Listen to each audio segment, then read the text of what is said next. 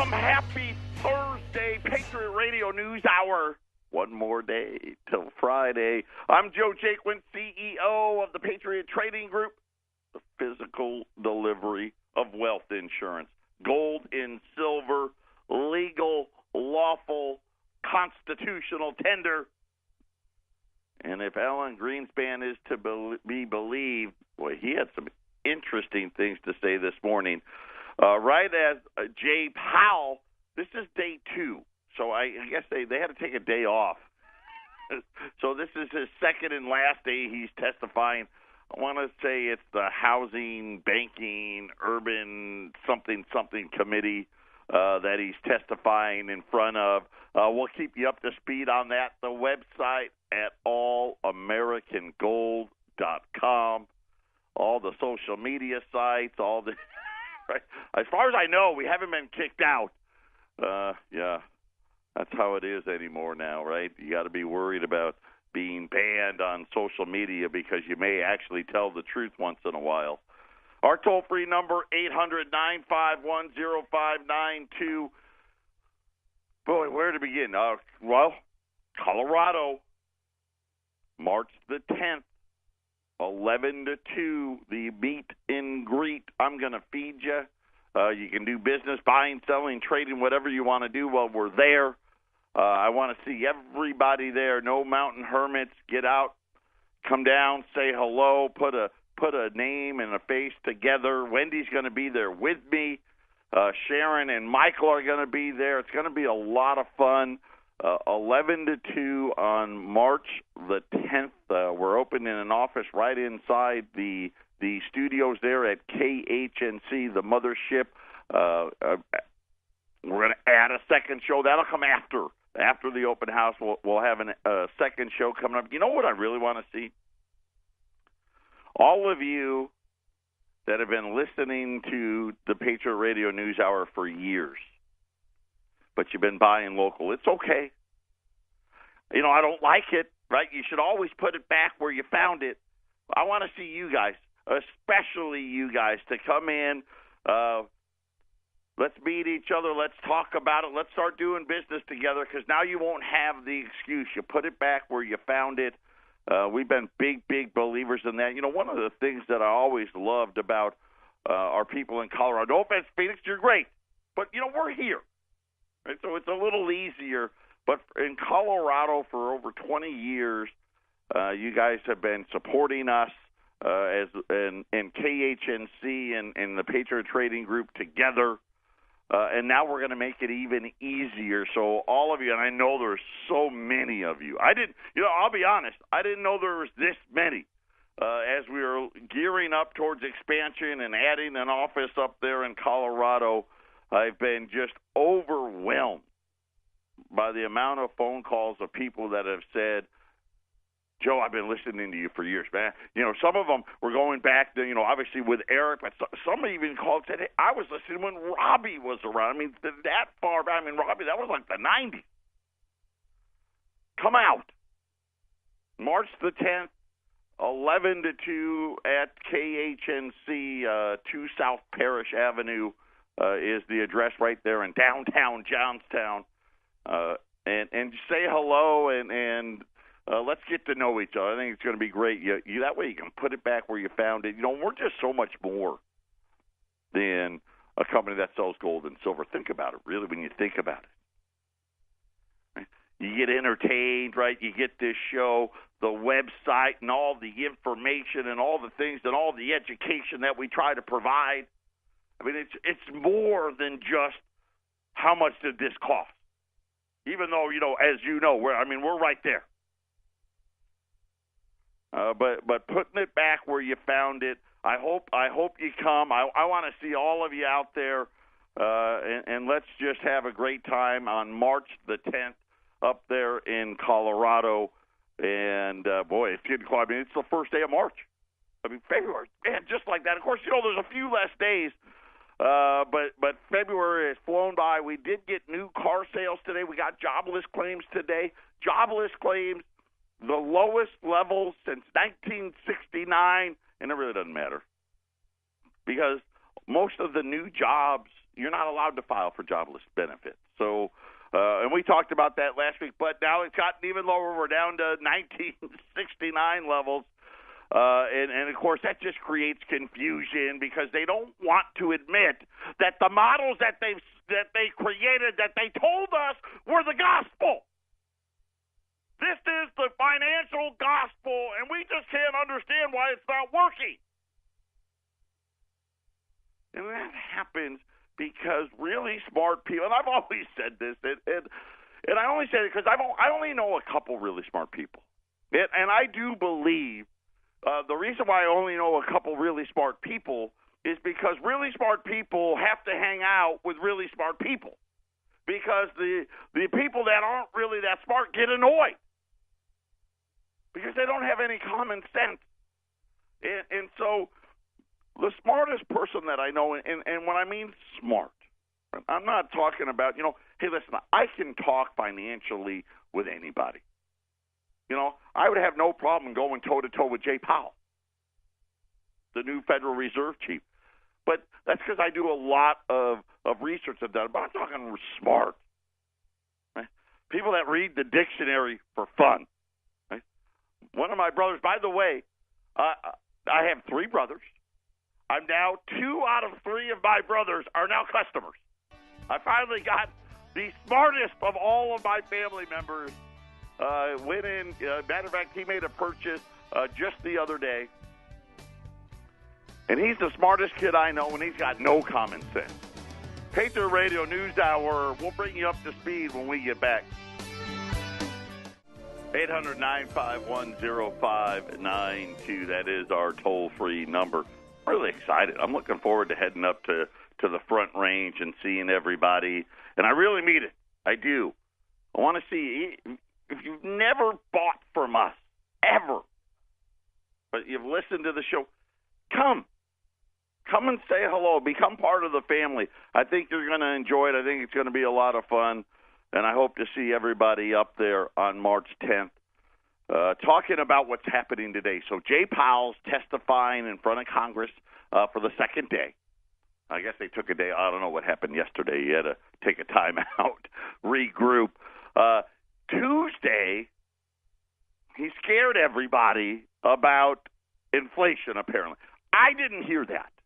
But, the people that somehow are, I don't know, body language experts or maybe they're linguistic experts said, no, he was, worried about the economy overheating. Today, apparently, he's not. So that was kind of...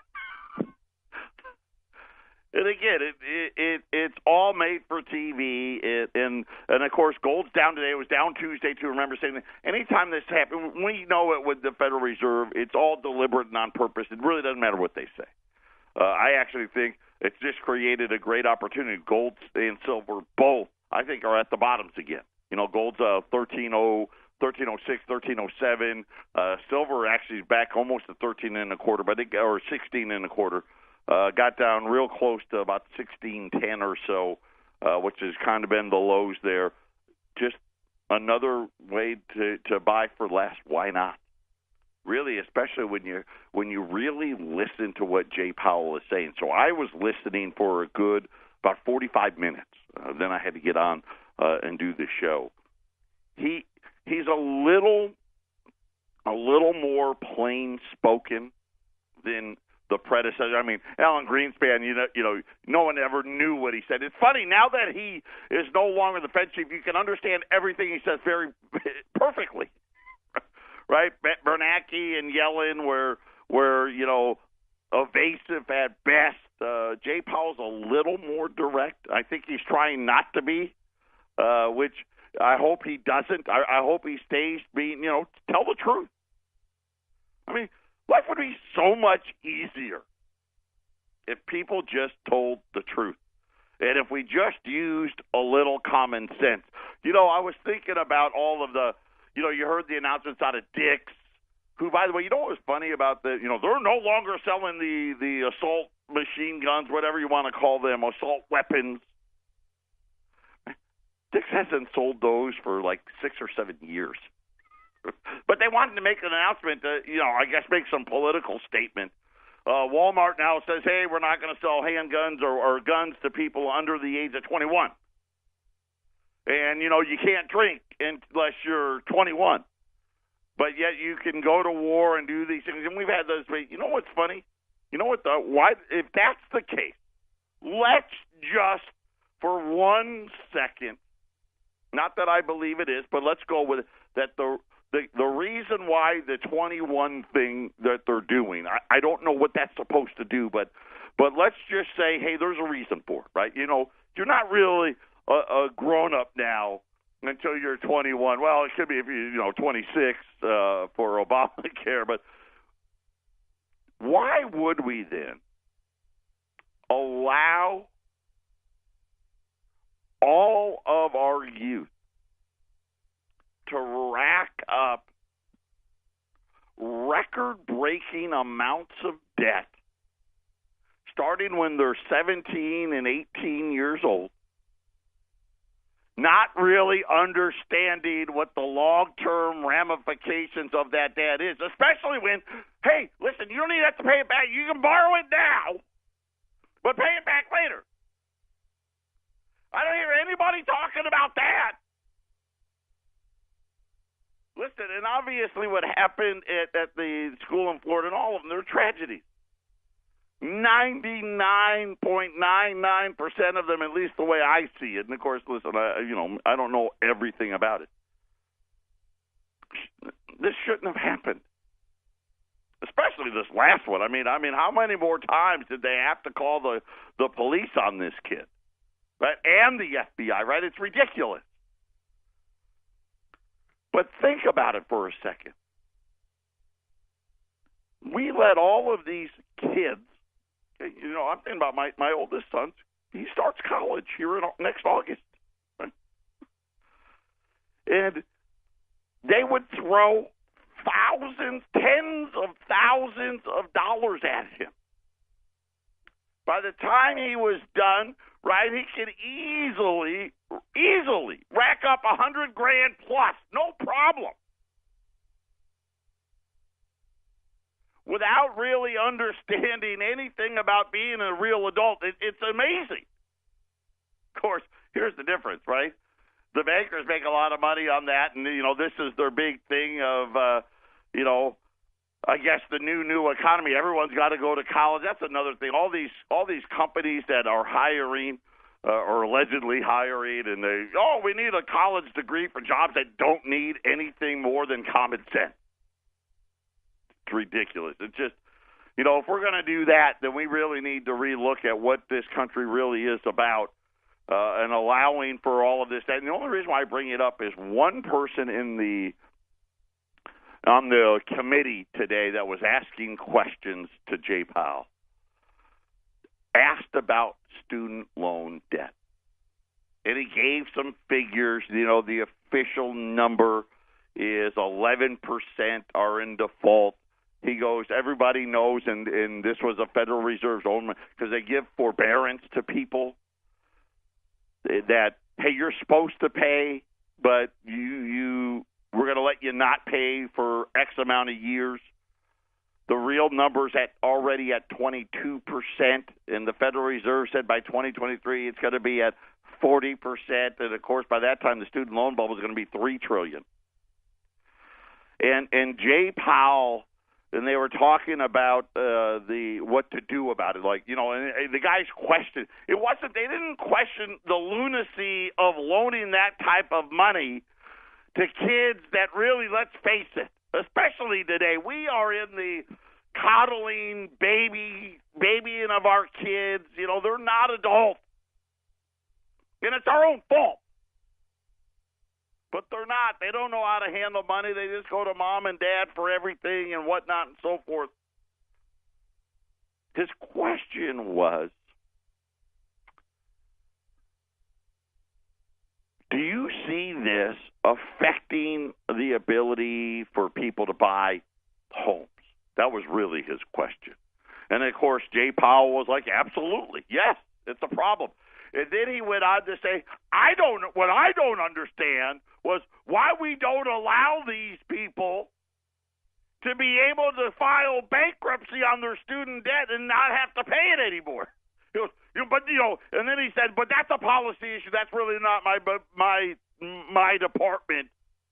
But yeah, I don't understand it. I'm going to tell you why, Jay. Because that's my money. That's all of our money, and yeah, trillions of dollars of not being repaid. What does that really say? Why would we pay back anything then? If 40% of the people, I guess, I guess here's where we're getting to. I guess this is really it.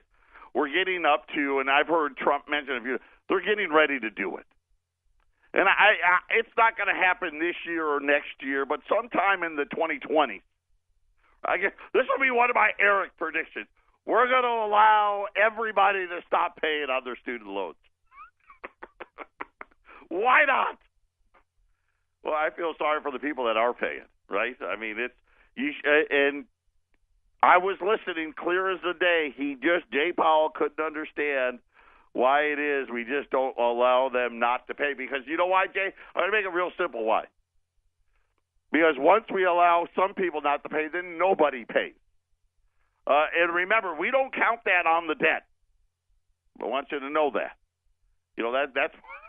That's the government promises we're going to get back. So keep that in mind. But Jay Powell, the big announcement out of so far, and I'm sure it'll change as the day goes on, was they asked specifically about where he felt wages were going and if wage inflation was here and how bad is it. And his answer today was different than his answer Tuesday. He said today that there are no decisive signs of wage inflation. And really, what he really said was, I know that people are talking about it. But at the Federal Reserve, we don't see it. That's what he said. And I'm thinking about, of course, they don't see anything there. Right? What do you see? The only thing they seem to see is Goldilocks. But he said that they, at the Federal Reserve, do not see any decisive signs of wage inflation. And then he added that they really didn't expect to see a decisive sign. He said, wages are growing, 2.5%, and they kind of felt like that was going to be the way. That was different than his remarks 2 days ago. We don't see any strong evidence yet of decisive move up in wages. We see wages by a couple of measures trending up a little bit. But most of them continue to grow around 2%.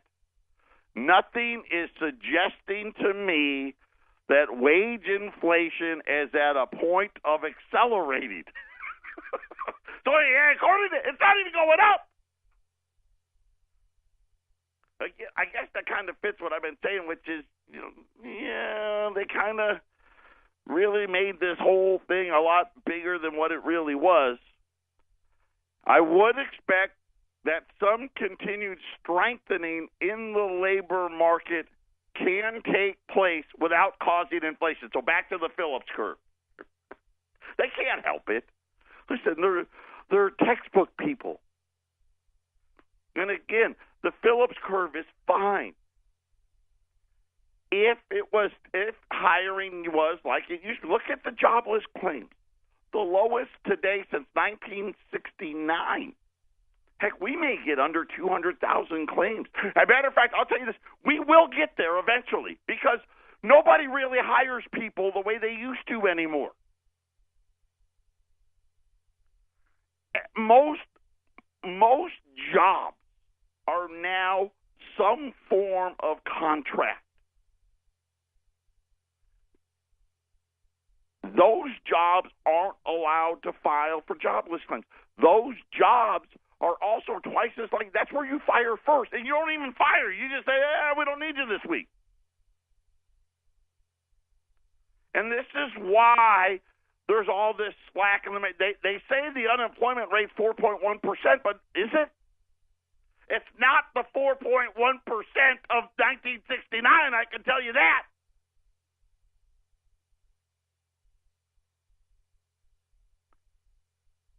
And so when you start looking at what is real out there, this is what the big issue is, and this is what has helped perpetuate this massive bubble in the bond market. Because the Federal Reserve lacks common sense. They asked him about deficit. And I'll say this. All of the questions about deficit, and they must have been Republicans. I was listening but not looking. But they were talking about, the benefits and what's it going to cost us. And his comments were, this is going to be very bad for America down the road. Right? We are not on a path of fiscal sustainability. We need to get on the path. However, that's down the road. Well, I'm going to tell you what the path really looks like. Big announcements out of J.C. Penney about jobs. We'll talk about that next.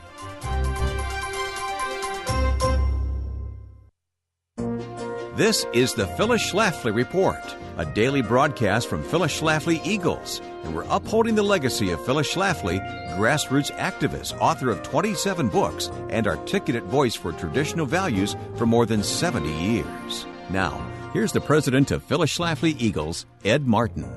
The mainstream media had a field day in January reporting on President Trump's alleged use of coarse language in a closed-door meeting in the White House. According to one tally, CNN repeated that offensive word 195 times in a single day, including 22 times in a single hour, not including its display on the chyron across the bottom of the screen.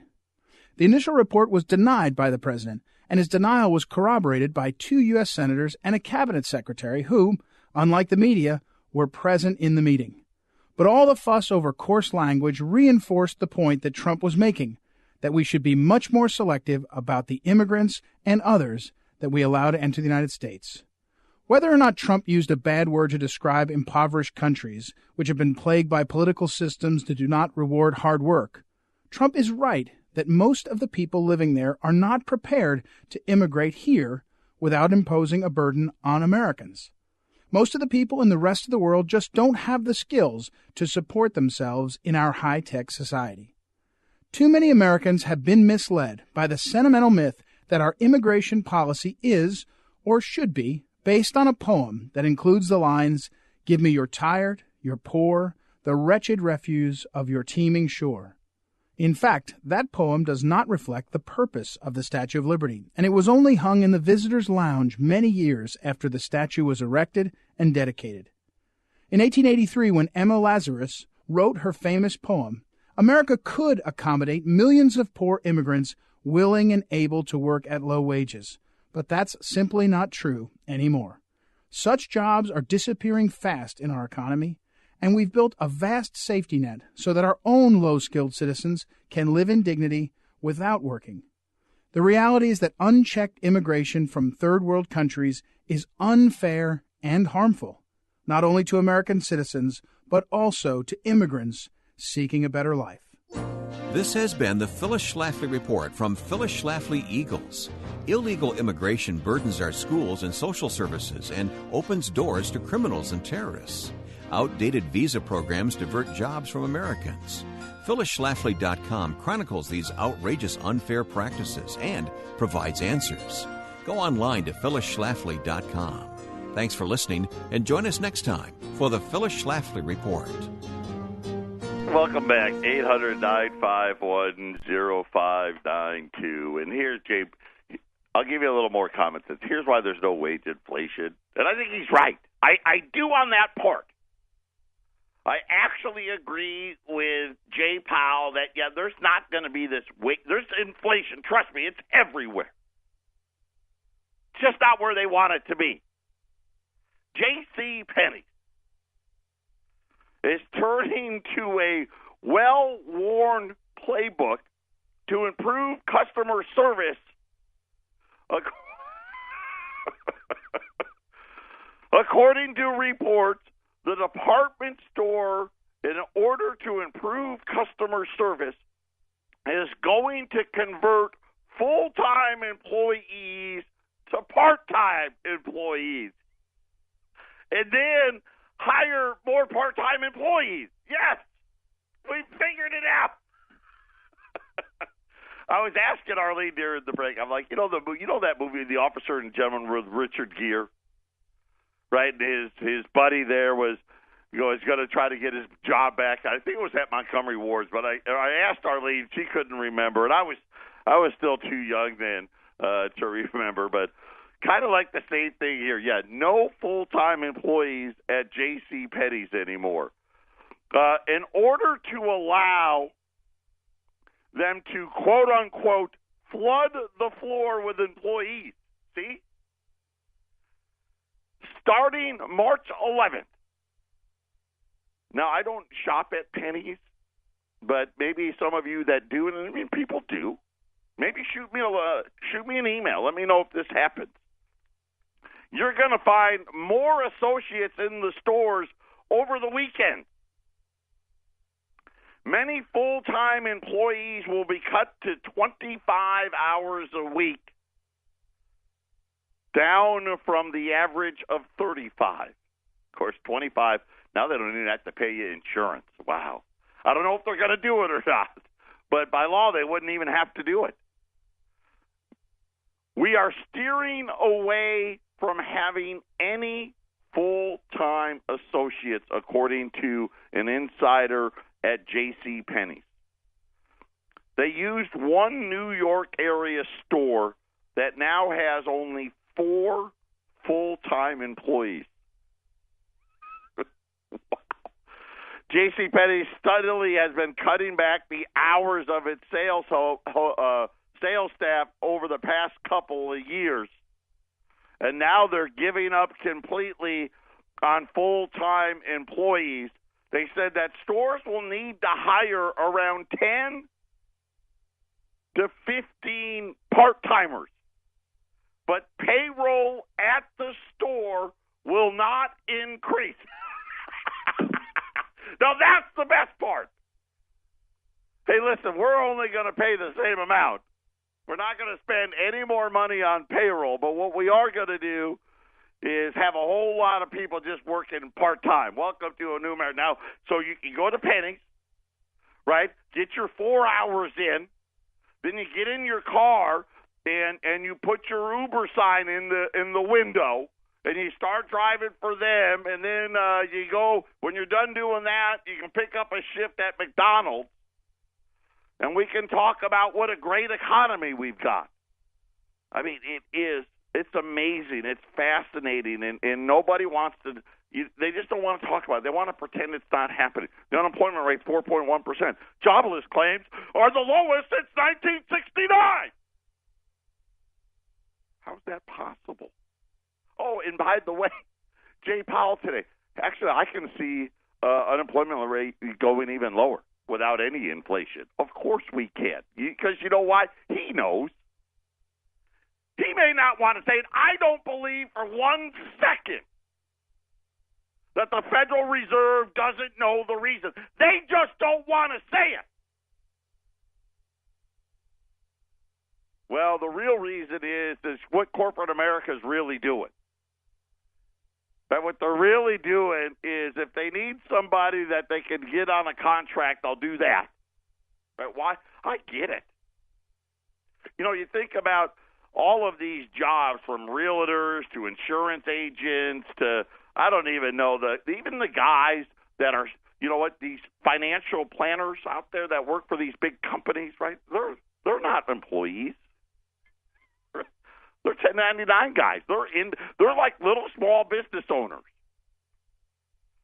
And it's really just what's the sign of the times, and they just don't want to get around to telling anybody what's really happening out there. And then they talked about the debt. What I would have loved to have heard, Chairman Powell, can you tell us what down the road means? I mean, how far down the road are we talking about? Because he was very, very clear, again, very clear. We are not on a fiscal sustainable path. Then he said, we need to get on one. It was actually a little refreshing. I was like, whoa. And he said it with some authority. And we need to get on one. Like, it almost sounded like, hey, and we need to hurry up and get on it. But then the next sentence out of his mouth was, but that's longer term. That's down the road. I wonder how far down the road is he talking about? A year? 2? 3? Is it 4 years? And this is kind of the thing that Alan Greenspan was talking about this morning. He started talking about the problem in the debt market. We are in a bond market bubble. Okay, this was the guy, right, Mr. Irrational Exuberance. No one actually, really kind of understood what it meant. Today, he just comes right out, it's a bubble. Remember, they don't see it yet, right? They can't see it. He said that bubble is beginning to unwind. Prices are too high. And when you talk that bond prices are too high, that means yields need to go higher. When bond prices fall, yields spike. Bond prices move inversely, and he said that according to his belief, not only is it a bubble, it's the most dangerous bubble we have seen. Hedge fund manager Paul Tudor Jones. I love those three name guys, right? That means you're really rich. In an interview with Goldman Sachs, predicted something I don't think any of us are prepared for. I'm going to tell you what that is next. Well, I thought the bottom was in. I didn't think it would be in this fast. Silver's just gone positive, 16.32. Gold's right behind it. Gold was down. Really, wow. Gold was down. I got to do math in my head. It was down $15, almost $16. Right now, it's down $4, and falling. So right now, gold's at 13, make it 13.14 now. Silver's just gone positive. As Jerome Powell must have said something, I don't know what, but we'll talk about that one tomorrow. Talking about Alan Greenspan today, and here was a guy, and remember, before he became the chairman of the Federal Reserve, Alan Greenspan, he was again an academic without exception, brilliant. Absolutely, like they all are, right? I know I get upset when I talk about Ben Bernanke's book because it's such a bunch of crap. But the guy's a super smart guy, right? Janet Yellen, right? Got to be one of the smartest women of all time. As far as, and I don't know if it's true or not, but what I've read about her notes were so good. They turned them into textbooks. I mean, they're academic. Their inability to see what's right in their face is amazing. But remember, Alan Greenspan, before he became the Fed governor, he believed going back to the gold standard because he knew. Well, I mean, they all know fiat money's a bad idea. It bankrupts countries. It's what it does. And if the country goes bankrupt, what happens to the citizenry? It goes bankrupt with it. And now he's talking about bond yields.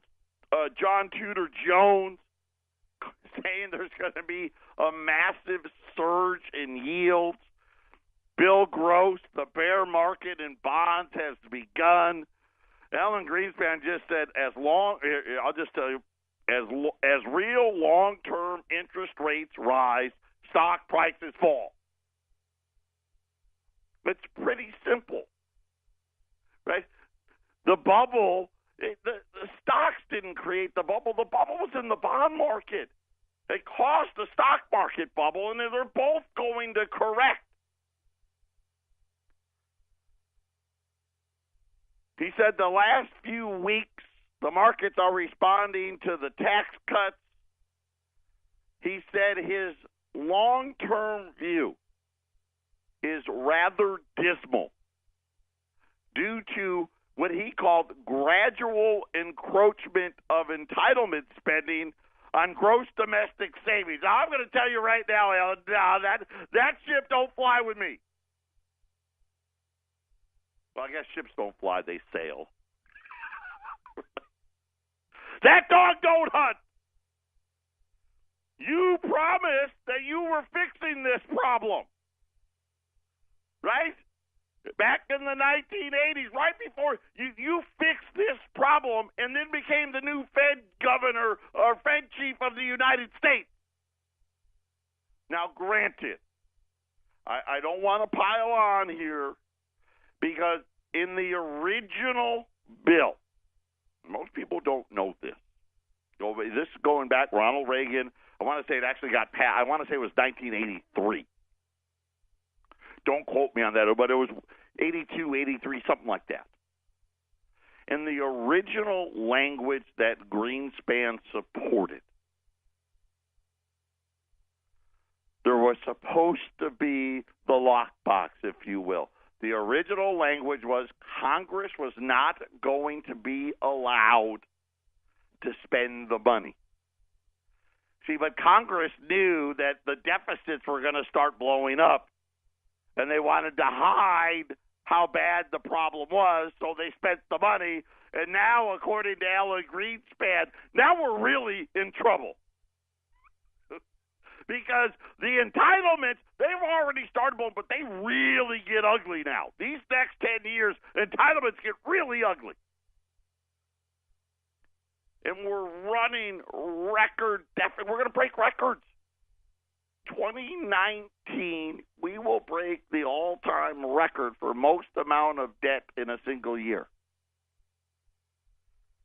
Right? No war, no huge financial crisis,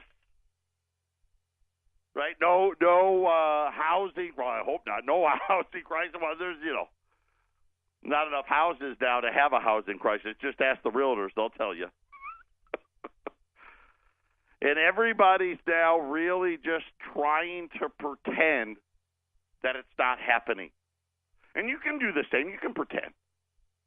I like to pretend all the time. When I pretend, I'm about 100 pounds lighter, and I actually got hair on my head instead of on my back. But the realities are that's not reality. And this is why, you know what, when you start hearing, you start thinking about the people that are talking about this, Alan Greenspan, Bill Gross, Paul Tudor Jones, Stanley Druckenmiller, even Warren Buffett. Warren Buffett, he was on the Idiot Box earlier this week.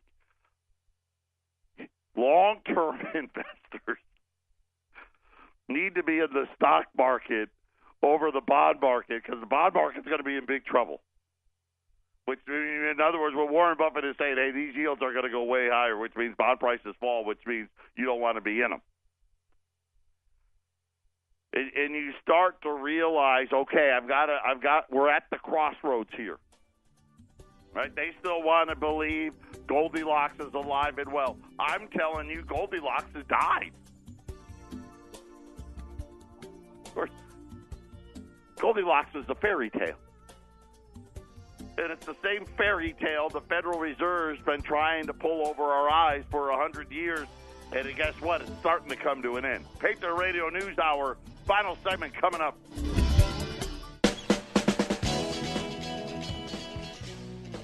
Final segment on a Thursday, 800-951-0592. U.S. Silver Eagles, I'm going to put them on special today. They're $3.95. Take $5 off a roll. $3.90 on rolls of U.S.